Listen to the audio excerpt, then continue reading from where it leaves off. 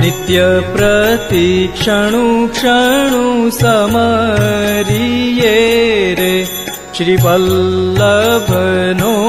परिवार रे रसना। श्री पुरुषोत्तम प्रगटिया रे जगतनो करवा उद्धार रे रसना। कलिमा कारण एह छे रे बीजू सर्वे भूमिनो भार रे रसना। हे विना बीजू सर्वे बादलू रे 14 लोकनो शणगार रे रसना। श्री गोपीनाथ जी सोहामणा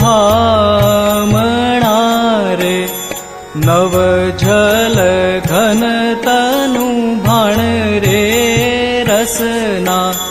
सुखदाता लघु भ्रातना रे पूरण पुरुष प्रमाण रे रसना।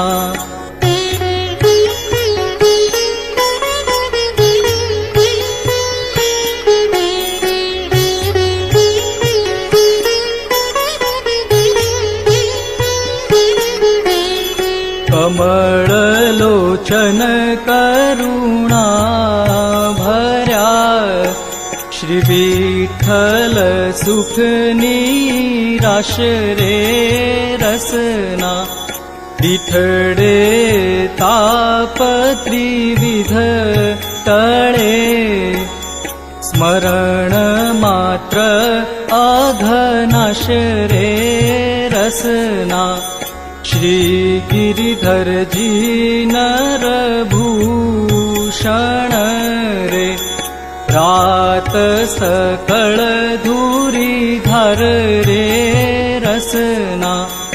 वक्ता वेद शास्त्र तणा रे श्री भामिनी जी भर ठार रे रसना।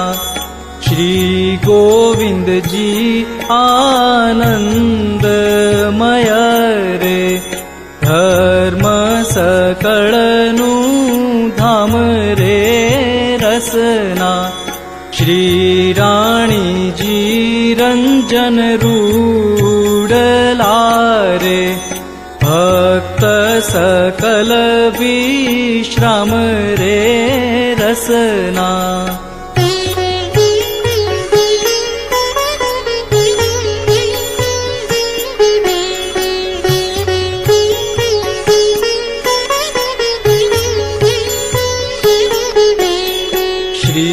बालकृष्ण जी बाळुडा रे सुंदर भिनले वन रे रसना। कमल लोचन कमलापति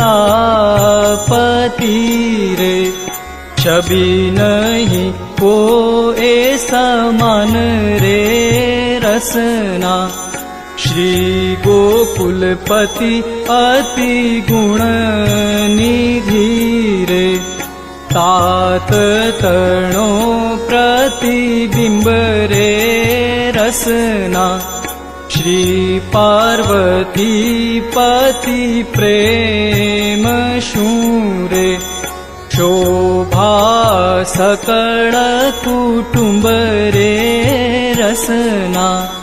श्री रघुपति अति गज गति रे रतिपति करुं बलिहार रे रसना। श्री जानकी जीवन ये सदा रे मध्यमणि रत्नमय हार रे रसना।